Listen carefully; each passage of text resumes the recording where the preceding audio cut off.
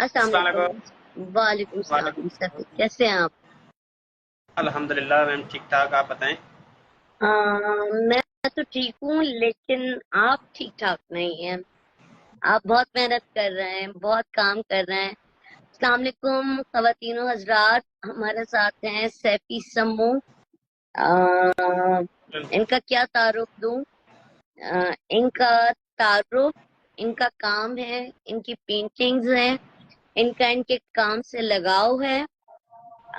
सैफी जो है वो हमारे साथ इसलिए आए हैं कि हम किसी चैनल, किसी मीडिया, किसी की बुराई के ऊपर बात करने नहीं आए हैं। हम बात करने आए हैं बीइंग आर्टिस्ट टू आर्टिस्ट।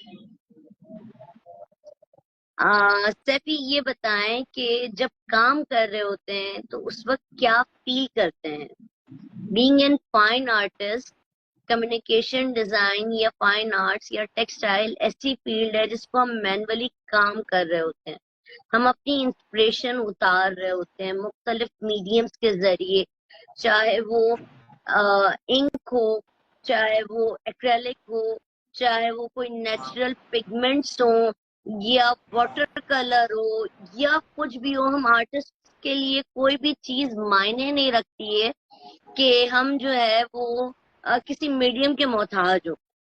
हम तो कोयला लेके भी जी, उससे काम कर लेते हैं, बिल्कुल। हाँ, चाय की पत्ती के पानी से भी काम कर लेते हैं, कॉफी से भी काम कर लेते हैं, पेन की जो इंक होती है उसको फाड़ के भी काम कर लेते हैं। हमारे लिए तो कोई भी चीज आर्ट पीस है। चलते हुए आर्टिस्ट के जाते हुए पास। देखते हैं, जी जी। आप चलते हुए जाते हुए देखते हैं कि ये इसके अंदर ये आर्ट हो सकता है। एक पत्थर में भी आर्ट नजर आ रहा होता है। कोई कचरा भी नजर आता है तो कचरे को भी हम नहीं छोड़ते, जो कि खराब कचरे को चादर भी होती है या यूटिलाइज कागज होते कर रहे हैं होते हैं। बिल्कुल गत्ते बिल्कुल वगैरह, बिल्कुल तो बिल्कुल उनमें से भी कोई ना कोई चीज हम बना लेते हैं। बिल्कुल।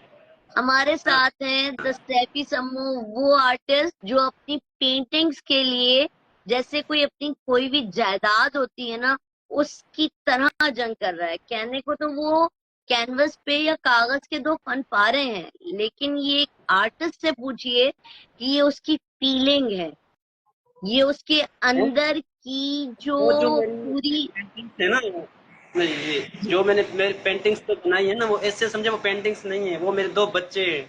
दो जैसे बच्चे बच्चे प्यारे होते हैं, हैं, आपका काम अपनी आपकी माँ को औलाद प्यार। की तरह है, वो मैं समझ सकती हूँ।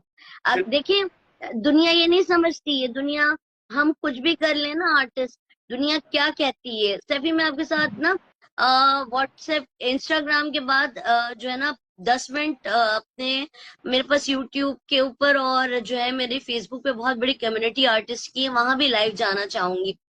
दुनिया ये समझती है, देखो हम एक सुनार की दुकान में जाते हैं, वो हमें ना इतने सारे पीस डिस्प्ले दिखाता है, ये अंगूठी है, ये सेट है, ये चेन है, ये ले, ठीक है। अगर मैं एक सुनार की दुकान से सारा सोना ही लूट के ले जाऊं, जी,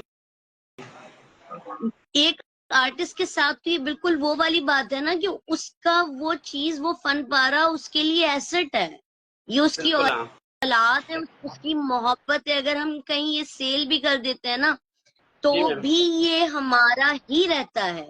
इसपे हम बिल्कुल सही बात। सिग्नेचर करते हैं अपने, हम अपना हाँ, सन डालते हैं, हम अपने सिग्नेचर करते हैं, और वो हम अपने पोर्टफोलियो में भी ऐड करते हैं। ऐसे ही है बिल्कुल ऐसा ही सैफी, है। बिल्कुल जी, ऐसे बिल्कुल। ही है। सैफी जो है वो अंदरून सिंध से आ रहे हैं, और यकीनी तौर पे बहुत सारे मुझे पता है डायरेक्ट कोई फ्लाइट नहीं आती। कहाँ रहते हैं सैफी, जरा मुझे बताइएगा। मैम मेरा जो ताल्लुक है वो तो अंदरूनी सिंध से है, डिस्ट्रिक्ट घोटकी से है। मेरा छोटा सा घोटकी सिटी से? है डेहरकी। जी, डेहरकी से मेरा ताल्लुक है। जी हाँ, और अभी सही। तो मैं कराची में आया हूँ इस पेंटिंग्स के हवाले से। पेंटिंग के हवाले से सैफी, मुझे मालूम है जब घोटकी जाते हैं तो कितना खड्डे वाला रास्ता होता है, कितना पथरीला रास्ता होता है, और इस पथरीले रास्ते के ऊपर आप सफर करके आते हैं अपनी इन बिल्कुल, पेंटिंग्स के तकरीबन लिए। कहने को सिर्फ ये 2 पेंटिंग्स हैं। सैफी, जब तुम्हें किसी ने बताया या तुम्हें खुद से पता लगा कि ये पेंटिंग्स जो है तुमने खुद देखी अचानक से? अपनी कोई भी चीज, अपनी चीज की पहचान तो इंसान, हमारी अम्मियां थी ना, वो एक दूसरे के घर में प्लेट्स या बर्तन देखती थी ना तो वो भी पहचान लेती थी। हम आर्टिस्ट भी अपना पीस पहचान लेते हैं फौरन। ऐसा ही है। जो जिसकी चीज मैम अपने हाथों से बनाई होती है ना, वो अपनी चीज भले लाखों में भी क्यों ना पड़ी हो, तो उसमें वो दूर से पहचान लेता है कि ये मेरी चीजें मैंने खुद बनाई थी। ये मैंने खुद बनाई थी। फन पारो के खोने का अफसोस कैसा था, मुझे ये बताओ।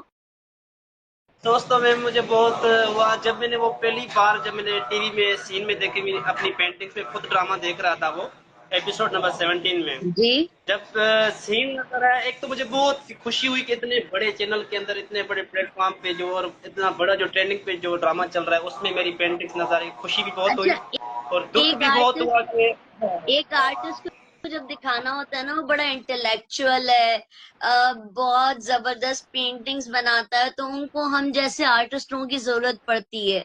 और जब हम जैसे आर्टिस्टों की जरूरत पड़ती है, तो हम जैसे आर्टिस्टों की पेंटिंग्स भी गायब हो जाती हैं, और फिर वो उनकी शक्ल में फन पारों में नजर आ रही होती हैं। तो मतलब तुमने दुख बराबर का फील किया अपनी पेंटिंग्स के लिए, उनको खो जाने तो वैसे तो के लिए। करप्शन माशाल्लाह हमारे मुल्क में कुछ ज्यादा ही है। अब तो करप्शन ये हमारी पेंटिंगों के ऊपर भी आ गई है, हर चीज चोरी होती है। अब तो पेंटिंग्स भी हर चोरी चीज हो रही चोरी है। होती, पेंटिंग्स भी चोरी हो रही हैं भाई। कराची से ना आपके लिए वीडियो बनाई है, आपको पता है। फरहान अली सिद्दीकी इसको ओन करते हैं, हमारे बिजनेस पार्टनर भी हैं। उन्होंने आपके लिए खास वीडियो बनाई कि हम कहीं खोए नहीं थे, हम चोरी हो यार गए थे। खोते ना माशाल्लाह तो जब दर्द नहीं हाँ होता, हम हाँ। चोरी हो गए थे। तो क्या फीलिंग्स थी उन पेंटिंग्स को बनाने में, मैं कम बोलूंगी। अब तुम मुझे बताओ, जब तुम बना रहे थे वो क्या फीलिंग्स थी उन पेंटिंग्स की। मेरा ये थीसिस का काम था, जब मैंने टॉपिक सिलेक्ट किया